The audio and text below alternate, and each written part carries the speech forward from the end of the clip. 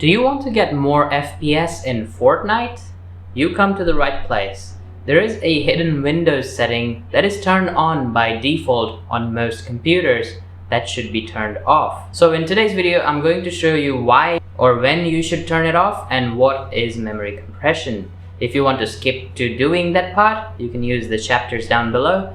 But memory compression is basically Windows compressing files before they are sent to memory. So when Windows tells that these files need to be compressed before it needs to go to memory, the CPU has to do a specific compression task and then it is moved to the memory.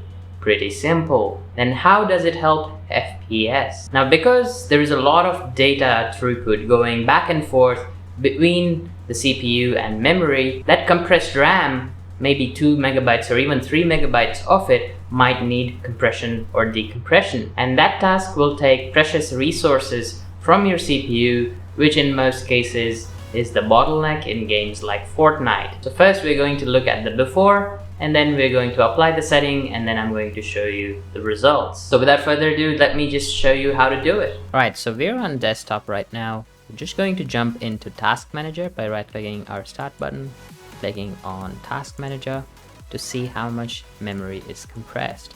And you can see that right now we're using 9.5, of which 366 megabyte is compressed.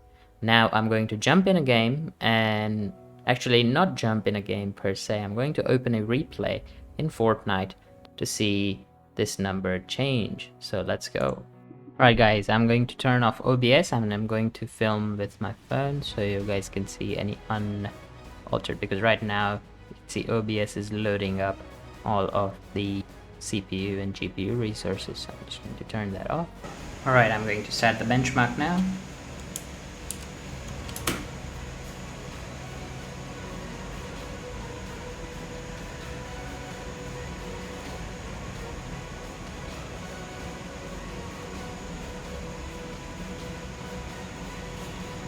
Right now we have 424 megabytes of memory compressed. Let's try it without compression and see if the numbers change. But before I show you how to turn off memory compression, here are the numbers from the game from 3 minutes to 4 minutes of a Fortnite replay that I played. And I'm going to do the exact same test after turning off memory compression.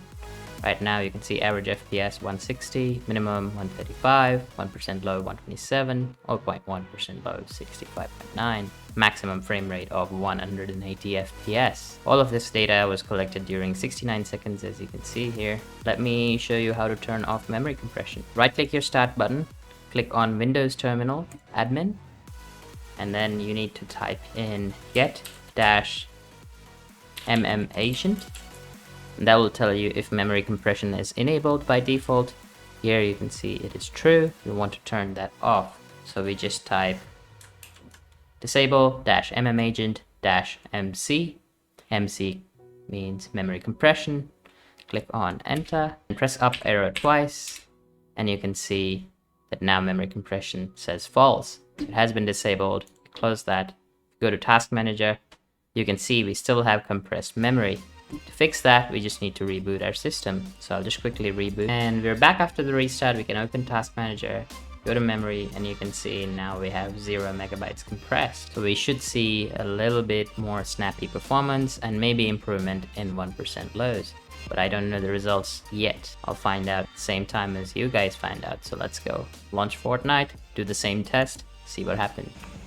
Alright, so we're at the same starting point. And I'm going to hit play and start the benchmark.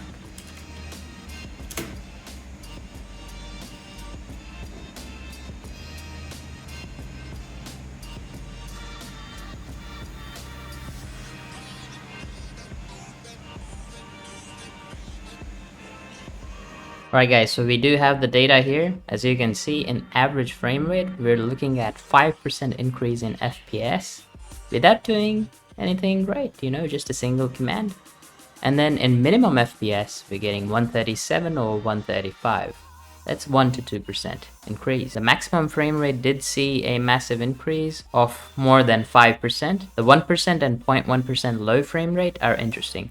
Although I did go over a little bit more frames on the second run of the benchmark, but generally speaking, the 0.1% low is the one that's interesting.